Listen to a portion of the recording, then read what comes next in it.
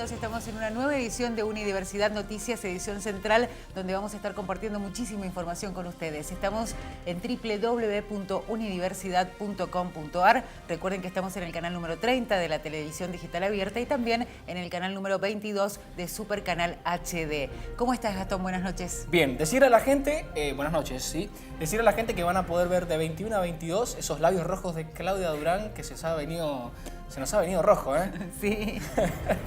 Es lo único rojo que tengo. Bueno. Los zapatos hoy no. Perfecto. Así que bueno, vamos a comenzar con la información, como siempre, con los títulos. Escándalo en el Congreso durante la exposición de Caputo. La sesión terminó de manera abrupta después de 4 horas en las cuales el ministro respondió a las consultas de diputados y senadores. La reunión de la comisión bicameral terminó a las 13 en medio de gritos y por un mensaje que el ministro envió a la diputada opositora Gabriela Cerruti. Cornejo valoró los cambios en el fuero penal colegiado. El gobernador destacó la modificación de los procedimientos judiciales. Con este nuevo sistema habrá 2 juzgados colegiados y desde junio 2 tribunales colegiados.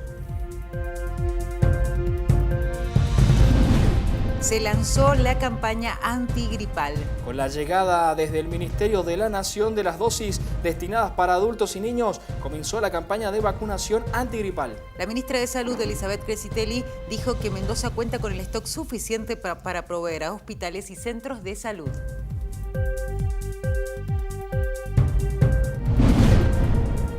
Se define si Lula va a la cárcel por corrupción. El Supremo Tribunal Federal de Brasil definirá si el expresidente favorito en las encuestas para las próximas elecciones irá a prisión o no.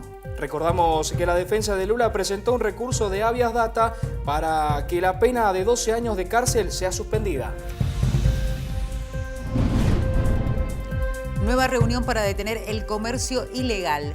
En el nuevo encuentro, los comerciantes y autoridades de gobierno trabajaron en la coordinación de tareas para mejorar los resultados. Si bien tienen datos, coincidieron en ajustar detalles para concretar soluciones para la competencia desleal frente al comercio ilegal. Bueno, una de las noticias del día están en nuestros títulos y que tiene que ver con el lado de, de detalles y respondiendo preguntas del ministro de Finanzas, Luis Caputo, ante diputados en el Congreso y senadores, en donde se encargó de responder algunas preguntas y tratar de develar de forma detallada todo lo que tiene que ver con sus cuentas offshore y también el endeudamiento de nuestro país. Así fue. La intención era que la sesión durara bastante tiempo, o al menos más de lo que finalmente duró. 4 horas y media aproximadamente. Luis Caputo estuvo respondiendo algunas preguntas, varias en realidad, de diputados y senadores en esta comisión, pero todo terminó de repente. Sí, hubo escándalo, pero en el medio, si bien fue una sesión y una reunión un poco rara, en el medio de la sesión también se cortó la luz, por ejemplo, en uno de los momentos, terminó de forma abrupta, pero antes esto vamos a desarrollarlo, el tema del cierre de esta reunión de la comisión bicameral. Antes de esto vamos a compartir con ustedes lo que tiene que ver con lo que dijo puntualmente Luis Caputo con respecto a esto de las cuentas offshore y el endeudamiento. Lo escuchamos. Nosotros creemos que tenemos que tener un crecimiento liderado, como dice ahí en la gráfica, por la inversión y que esencialmente tenga 3 componentes, que es tener una macroeconomía ordenada, ¿sí? Reglas de juego claras y una inserción inteligente al mundo. O sea, nada muy sofisticado, digamos, pero son realmente las bases de lo que creemos a lo que tenemos que llegar para tener este crecimiento sostenido. ¿Qué es una macroeconomía ordenada? Bueno, esencialmente una economía que tenga equilibrio fiscal, por supuesto una inflación baja. Y me voy a focalizar fundamentalmente en esto, en el tema de la macroeconomía ordenada, porque acá es cuando se relaciona con el tema del financiamiento, ¿no? Cuando digo tenemos que tener una macroeconomía ordenada que implica llegar a un equilibrio fiscal. Bueno, ahí está, digamos, la clave de cómo empieza el tema. Compartíamos con ustedes la palabra de Luis Caputo, ministro de Finanzas, haciendo alusiones a algunas decisiones en cuanto a la economía en nuestro país y que, bueno, a lo largo de esta reunión con la Comisión Bicameral respondió a algunas otras preguntas, ¿no? Es así, le consultaron sobre el tema de sus cuentas offshore y dijo que concretamente no es delito tener cuentas offshore. Si es delito se transforma en tal cuando no son declaradas, especialmente si se trata de un funcionario público. También habló del endeudamiento, pero da la sensación que en concreto muchos se quedaron con gusto a poco ante la exposición y las respuestas del ministro. Y otro dato a agregar justamente a esta reunión es que 10 de los legisladores se quedaron con las ganas, si se quiere, de preguntarles algunas cosas puntuales a Luis Caputo, que terminó de forma abrupta, vos lo decías al comienzo. Es así, en un momento se empezaron a sentir gritos, estaban relacionados con una nota que le habría enviado el ministro a la diputada Gabriela Cerruti, y a partir de ahí el escándalo, los gritos de Rossi, de Cerruti y también de otros legisladores, y la decisión final de levantar la sesión. Así es, compartimos con ustedes cómo cerró la sesión de esta comisión bicameral.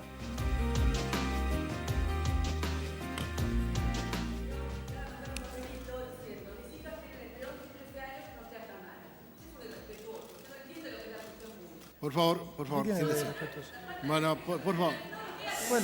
Siéntese, por favor. Siéntese, por favor. Las cámaras de televisión a la diputada Cerruti. Siéntese, por favor. Por favor.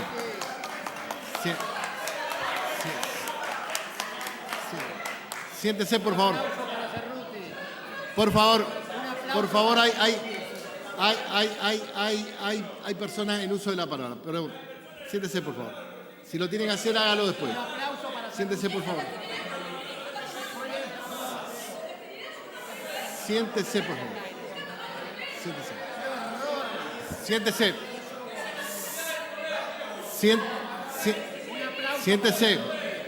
Siéntese, por favor. Levanto la.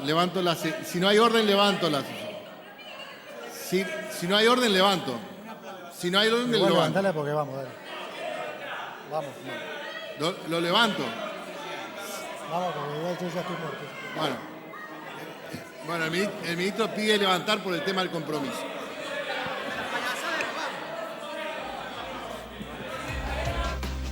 Bueno, el escándalo, ¿no? En el medio de esto, el ministro que decide levantarse e irse, y bueno, y esta situación que se vive a partir de una pequeña nota, una pequeña carta que le envía el ministro, que le acerca a Gabriela Cerruti, dice: mis hijas tienen 11 y 13 años, no seas tan mala, y una carita feliz o graciosa.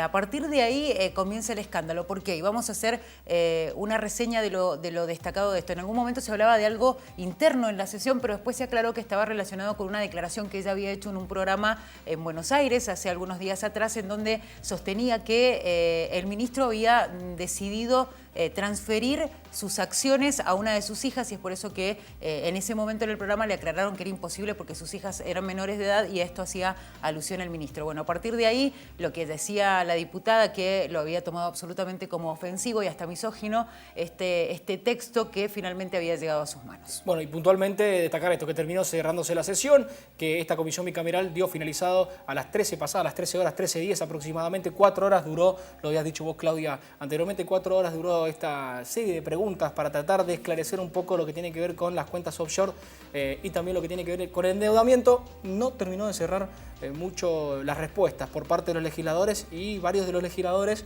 después se proclamaron y estuvieron hablando con los distintos medios de comunicación. Seguramente van a seguir hablando del tema, sobre todo porque muchos suponen que esta salida del ministro parecía más una huida que otra cosa. Bueno, vamos a seguir hablando de otros temas también, ¿no? Sí. Antes vamos a compartir la palabra de la diputada Cerruti y también de Agustín Rossi, que decían lo siguiente. Este es el papelito que le manda el ministro Caputo a la diputada Cerruti.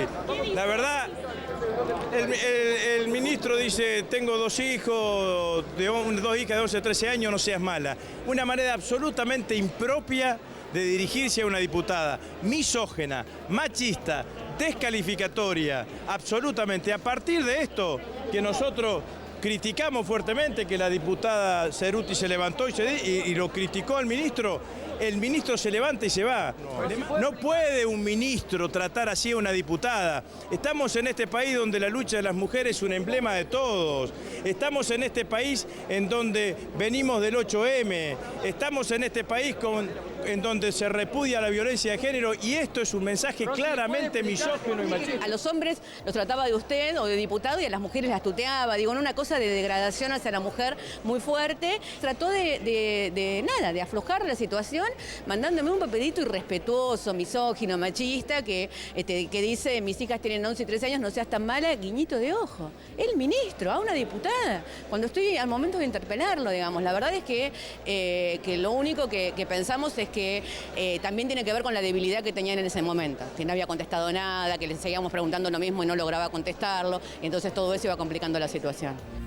Bueno, ahí veíamos a Rossi y a Cerruti que después de la sesión hablaban con los medios y daban su postura. Como decíamos, a partir de este papel se desató el escándalo y finalmente se levantó la sesión. Como decíamos, se va a seguir hablando del tema y obviamente seguirán los análisis de por qué esta decisión del ministro de levantarse e irse cuando en realidad lo que se está exigiendo es que dé respuestas. Así es. Bueno, vamos a cambiar de tema, nos vamos a meter en el ámbito local porque fue el propio gobernador Alfredo Cornejo quien de algún modo se mostró contento, si se quiere, por este nuevo cambio o la inclusión de este nuevo fuero penal colegiado que le va a permitir, según él y según lo que propone el gobierno provincial, agilizar, si se quiere, la justicia aquí en la provincia de Mendoza. Lo anunciábamos ayer, pero fue el momento de que Alfredo Cornejo se refiriera a esto. Exactamente. Si bien ayer de manera oficial se lanzaban estas modificaciones, hoy el gobernador también siguió hablando del tema. Aquí lo que queremos es que la justicia sea más ágil, que sea más efectiva, que los procedimientos contribuyan a mejorar la seguridad. La justicia penal tiene mucho que ver con la seguridad de los mendocinos, con lo cual ese es el objetivo de la reforma. ¿Qué es lo que veo? Que requiere de que las personas que estén en el Poder Judicial pongan la mejor predisposición para que esos procedimientos no solo sean orales, grabados, como está previsto, sino que también haya la mejor predisposición de la gente. Lo veo en general bien, lo veo con mucha colaboración. Ayer agradeció el doctor Valerio a todos quienes habían colaborado en eso, así que esperemos que funcione bien. Vamos a ir evaluándolo con el tiempo, ¿no? Son grandes reformas que van aplicándose progresivamente y que van a ir dando resultados en el tiempo. Bueno, ahí veíamos al gobernador Alfredo Cornejo también haciendo su evaluación el día después de la implementación de estas modificaciones en la justicia de la provincia, algo que venía reclamando, por lo cual vienen trabajando desde el gobierno y por supuesto también desde la justicia y que tiene como objetivo agilizarla en beneficio de los ciudadanos de la provincia. Momento de hablar del rugby y del deporte en general, pero específicamente del rugby porque hay alguien que se despide. Así es, se retira del rugby profesional uno de los jugadores más importantes que han tenido el rugby aquí en Argentina. Estamos hablando de Juan Martín Hernández, este jugador de 35 años que venía ya con algunas lesiones y su rodilla derecha a mal traer, lo que significó que tomara la determinación y el adelanto de su retiro, que lo tenía pensado para fines de año. Bueno, lo anunció justamente en el día de ayer y fue oficializado por la Unión Argentina de Rugby, este gran jugador, el mago, le decían, uno de los mejores jugadores de rugby que ha dado las últimas camadas de rugby en Argentina. Bueno, se retira a los 35 años, recordamos que tuvo un pasado importantísimo jugando en Europa, muchos años en Francia y, por ejemplo, en el caso de los Pumas, 74 partidos, 3 mundiales, jugó el 2003, 2007 y 2015 con la camiseta de los Pumas, a lo que los amantes de este deporte siempre destacan. La forma de jugar, el talento y sobre todo la frialdad para definir partidos en momentos cruciales. Juan Martín Hernández, a los 35 años, le dice adiós al rugby, un grande que se retira de este deporte, pero que no lo va a dejar del todo porque seguramente va a seguir vinculado. Vamos ahora a pasar a un corte. Recuerden que estamos en el canal número 30 de la televisión digital abierta y también en el canal número 22 de Supercanal HD. Vamos a una pausa de unos minutos nada más y seguimos con más información aquí en Universidad Noticias Edición Central.